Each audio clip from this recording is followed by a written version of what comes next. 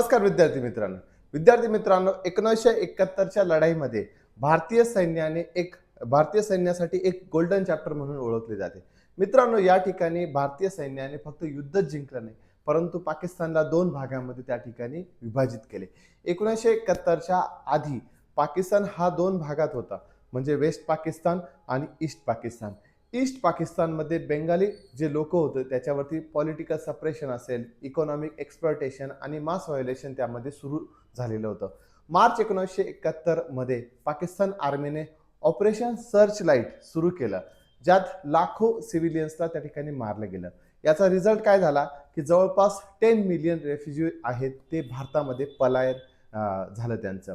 तर इंडियाने या ठिकाणी इमोशनमध्ये लगेच जाऊन युद्ध नाही केलं, परंतु इंडियाने काय केलं तर 8 ते 9 महिन्याचं प्रचंड प्लॅनिंग केलं. त्या ठिकाणी लॉजिस्टिक असेल, वेदर असेल, इंटरनॅशनल डिप्लोमसी, मिलिटरी रेडीनेस अशा सगळ्या गोष्टींवरती त्यांनी काम केलं, पेशन्स ठेवला आणि नंतर त्या ठिकाणी ॲक्शन घेतली.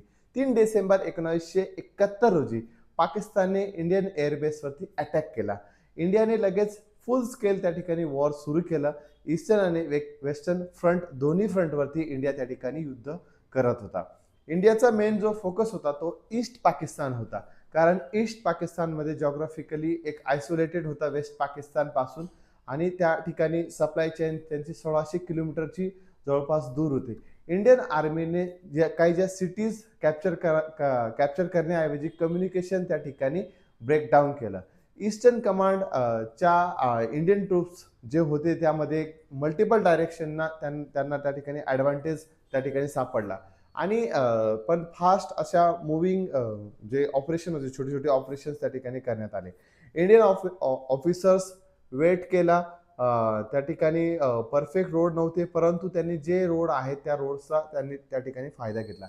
इंडियन आर्मीने ढाकाला डायरेक्टली बायपास करून एनिमी लिडर्सवरती त्या ठिकाणी अटॅक केला आणि 13 दिवसांमध्ये पाकिस्तानला सरेंडर करावं लागलं. 16 डिसेंबर 1971 रोजी ढाका या ठिकाणी 93,000 जे पाकिस्तानी सोल्जर्स आहे यांनी सरेंडर केलं.